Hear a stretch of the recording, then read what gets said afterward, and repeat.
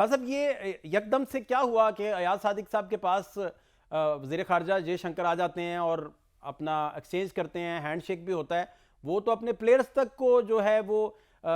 Diplomacy اور جو آداب کرکٹ کے تھے ان تک کی وہ اس سے بھی روگردانی کر بیٹھے تھے، تو یہ یکدم کیا دیکھتے ہیں آپ، کیا وجہ بنی؟ دیکھیے یہ سمے سے بالا تر ہے، یعنی جیسے کہ آپ نے خود نشاندہی کی کہ یہ پورے کے پورا جو مصافحہ تھا یا گفتگو تھی یہ غیر متوقع تھی بھارت کے رویے کو مد نظر رکھتے ہوئے، کیونکہ بھارت کا رویہ جارحانہ رہا ہے۔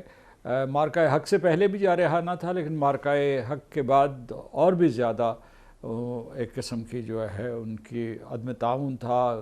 سفارتکاری کے سلسلے میں، کسی بھی سلسلے میں بھی جو ہے، یہاں تک کہ جیسے کہ سپورٹس کے سلسلے میں بھی وہ کسی قسم کے جو ہے اخلاق کا مظاہرہ نہیں کرنا چاہتے تھے۔ تو لیکن میں سمجھتا ہوں کہ یہ ساری باتیں اپنی جگہ پہ درست ہیں، لیکن یہ جو ہوا ہے مصافحہ یہ اچھا ہے، کیونکہ بھارت اور پاکستان نے صدیوں تک ایک دوسرے کے ساتھ رہنا ہے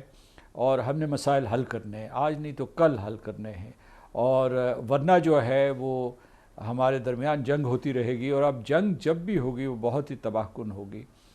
تو اس لیے جنگ سے بچنے کے لیے اور اپنے معاملات حل کرنے کے لیے، اور ہندوستان اور پاکستان کے درمیان کم از کم ایسے تعلقات ہوں جو کہ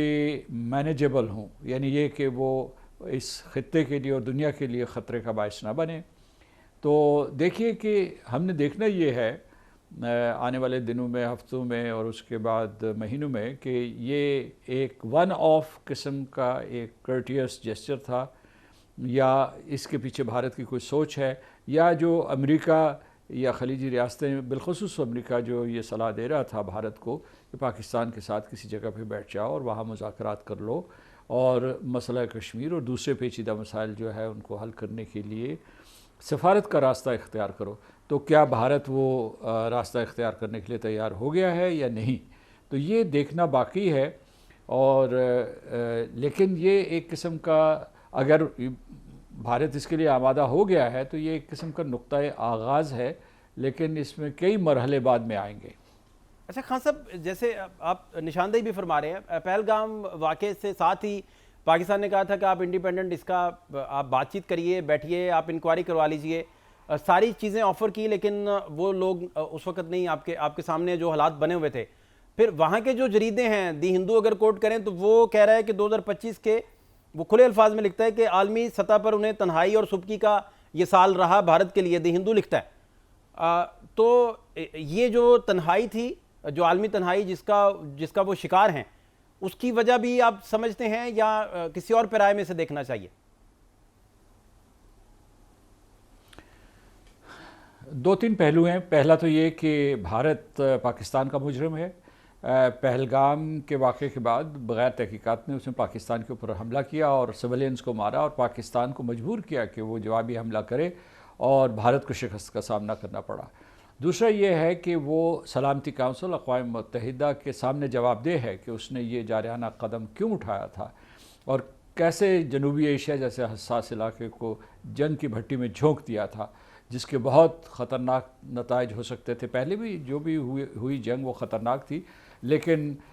صدر ٹرمپ نے بھانپ لیا تھا کہ یہ جنگ اگر اور زیادہ جاری رہی تو یہ جوہری جنگ میں تبدیل ہو سکتی ہے، اور صرف اس خطے کے لیے نہیں، ساری دنیا کے لیے یہ خطرناک ثابت ہو سکتی ہے، خاص طور سے جو اس سے تابکاری کے اثرات اٹھیں گے۔ تو ایک تو یہ ہے، تو اس وجہ سے اور اس کو بھارت کے اندر سے بھی بہت سی آوازیں اٹھی، انہوں نے نشانہ تنقید بنایا، جو صرف کانگریس کے رہنما نہیں بلکہ خود جو ہے بھارتیہ جنتا پارٹی یا راشٹریہ سوائم سیوک سنگھ سے بھی آوازیں اٹھی، اور نریندر مودی کے اس اقدام کے بارے کو شک شبہ کی نگاہ سے دیکھا گیا۔ اب آتے ہیں جو آپ کا سوال کا دوسرا حصہ ہے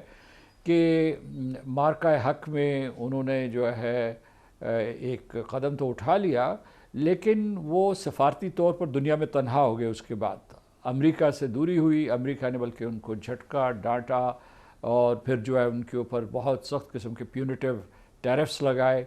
اور پھر جو وہ اب جو بھارت جو تھا، آپ نے دیکھا کہ کس طریقے سے ابتری کا شکار، اس کی قیادت ابتری کا شکار، کبھی بیجنگ پہنچ رہی ہے، کبھی جو ہے ماسکو سے رابطے کر رہی ہے، اور اس کے بعد جو ہے واشنگٹن میں بھی کوششیں جاری ہیں کہ کسی طریقے سے پرانے تعلقات بحال ہو جائیں، لیکن ان میں کامیابی نہیں ہوئی۔ تو آپ درست کہہ رہے ہیں کہ نہ گلوبل ساؤتھ میں ہندوستان کے اوپر کسی قسم کا کوئی اعتماد رہا ہے، تو اس وجہ سے ممکن ہے یہ سوچ آئی ہو کہ بھئی آپ نے تمام ہمسایہ ممالک سے تعلقات بگاڑے ہوئے ہیں، پاکستان سر فہرست، لیکن اس کے بعد بنگلہ دیش سے اب جو ہے اس وقت صرف حالات کشیدہ نہیں ہیں بلکہ ایک قسم کی دشمنی ہو گئی ہے بنگلہ دیش اور ہندوستان کے درمیان، جہاں ان کی رٹ ہوتی تھی ہندوستان کی۔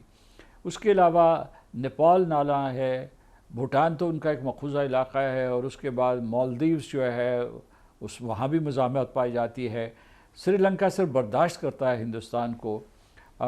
اس میں ایک اور جنوبی ایشیا کی جب ہم بات کر رہے ہیں تو بھارت نے اس سال جو ہے یہ پورا 2025 سال جو پاکستان کے لیے کامیابیوں کا سال تھا، اس میں افغانستان کو ایک پراکسی کے طور پر استعمال کیا پاکستان کے اوپر حملہ کرنے کے لیے۔ یعنی مطلب یہ ہے کہ ادھر شکست کھائی ہماری مشرقی سرحد پر جو ان کے ساتھ جنگ ہوئی، اور پھر اس کا انتقام لینے کے لیے انہوں نے افغانستان کا راستہ اختیار کیا، اور وہاں جو ہے دہشت گرد تنظیموں کی سرپرستی کر کے پاکستان کے اوپر پے در پے حملے کروائے۔ تو اس وجہ سے ہمیں ذرا سوچ وچار کے بعد بہت سنبھل کے دیکھنا پڑے گا کہ یہ جو ایک قسم کا جیسچر ہوا ہے یہ جو ہے یہ وقتی ہے، یا اس کے پیچھے بھارت کی کوئی سیاسی سوچ یا سیاسی نیت بھی شامل ہے۔ اچھا خان صاحب، جیسے دی ہندو ہی دوبارہ میں آپ سے کوٹ کرنے لگا ہوں کہ انہوں نے کہا کہ پہلگام جو فالس فلیگ آپریشن تھا وہ سنگین سیکیورٹی لیپس تھا وہاں، اور پہلگام حملے کے بعد بھارتی عسکری کارروائیوں کو سفارتی سطح پر اور عالمی سطح پر بالکل حمایت نہ ملنے کے برابر تھی، 0% حمایت تھی، اور ساتھ انہوں نے کہا کہ آپریشن سندور کے بعد طیاروں کے نقصان پر بھی جو خاموشی بھارت کی طرف سے روا رکھی گئی اس نے بھارت کی ساکھ کو بہت زیادہ ڈیمیج کیا، نقصان پہنچایا۔ اب وہاں مودی کی جو گرپ ہے وہ بھی بہت زیادہ ویک ہوئی، ظاہری بات ہے، لوگ وہاں کے کانگریس کی طرف بھی دیکھ رہے ہیں، تو یہ فیس شفٹ بھی آپ دیکھ رہے ہیں وہاں، ایسا بھی ہو سکتا ہے پاسبلی؟ جی بالکل درست ہے۔ ایک تو ان کی عسکری پالیسی جو بھی تھی وہ ناکام ہوئی، اور ان کے اپنے جو کمانڈ اینڈ کنٹرول سسٹم تھا اس میں اختلافات پائے جاتے تھے، تینوں افواج کے سربراہوں میں اختلافات پائے جاتے تھے، پوری کی پوری افواج ہندوستان اور سیاسی قیادت میں کسی قسم کی کوئی ہم آہنگی نہیں تھی۔ تو یہ ایک تو یہ مطلب ہے کمانڈ اینڈ کنٹرول کے حوالے سے میں نے بات کہی۔ دوسری طرف جو ہے جو انہوں نے جو مغرب جس ٹیکنالوجی کے اوپر فخر کرتا ہے وہ رفال ہو، اس کو برے طریقے سے پٹوا دیا، اور اس کے بعد جو ہے پھر انہوں نے روس سے S-400 میسائل ڈیفنس سسٹم لیا ہوا تھا وہ پٹا، اور پھر جو ہے اس کے بعد بوکھلاہٹ میں انہوں نے بیانات بھی کچھ اس قسم کے دینا شروع کر دیے۔ ایک تو پہلے وہ جو خاموشی، طویل خاموشی بتایا نہیں کہ رفال تباہ ہوئے ہیں، اور انہوں نے یعنی مطلب جو فرانس کی کمپنی ہے اس کی منڈی گرا دی، اس کی مطلب مارکیٹ ڈیویلیو کروا دی، جبکہ جو J-10 جہاں بنتا ہے چین میں چھنگتو میں، ان کی کمپنی کے جو سٹاکس ہیں وہ بہت ہی